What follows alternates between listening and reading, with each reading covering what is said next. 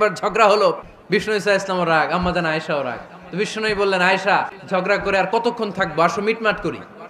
আয়েশা রাদিয়াল্লাহু বললেন, ঠিক আছে মিটমাট করবো। তো বিষ্ণু ইসা ইসলাম বললেন, মিটমাটের জন্য কারে ডাকবো? ওমরে ডাকি। কয় না, ওমরে না, ওমর গালিজ, ওমর অনেক রাগে, আমার ডর লাগে। কয় তাহলে তোমার আব্বারে ডাকি। কয় ডাকেন। ডেকে নিয়ে আসা হলো।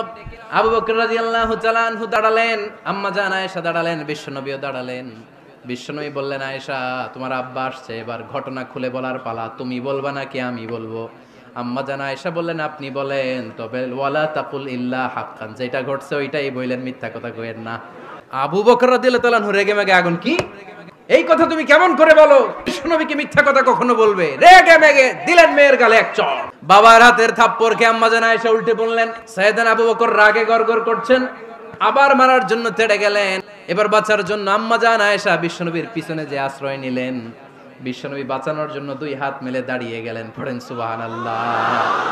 বিশ্বনবী যখন দুই হাত মেলে দাঁড়িয়ে গেলেন, সাইয়েদনা আবু বকর রাদিয়াল্লাহু আনহু থেমে গেলেন। সাইয়েদনা আবু বকর রাদিয়াল্লাহু তাআলা আনহু ঘর থেকে বের হয়ে বারান্দায় দাঁড়ালেন। পড়েন সুবহানাল্লাহ। এবার বিশ্বনবী আম্মা জান আয়েশার কাছে যেয়ে বলেন, ইয়া আয়েশা কাইফা রাআইতিনি আনকাসতুকি মিনার রাজুল, দেখছো কেমনে বাঁচাইলাম? আমি বাঁচাইছি তোমারে, আমি আমার লগে ঝগড়া করো তুমি? লজ্জায় পড়ে আম্মা জান আয়েশা খিলখিল করে হেসে দিলেন, বিশ্বনবীও হেসে দিলেন। দুইজনের হাসির মধুর আওয়াজ শুনে সাইয়েদনা আবু বকর বাইরে থেকে অবাক, কিরে এতক্ষণ না ঝড় তুফান, এখন দেখি হাসি। সালাম দিয়ে অনুমতি নিয়ে ভিতরে ঢুকলেন। ঢুকে দেখেন আম্মা জান আয়েশাও হাসে, বিশ্বনবীও হাসে। এ হাসি দেখে আবু বকর রাদিয়াল্লাহু আনহু হেসে দিলেন। আরশের উপর থেকে খুশি হয়ে গেলেন কে?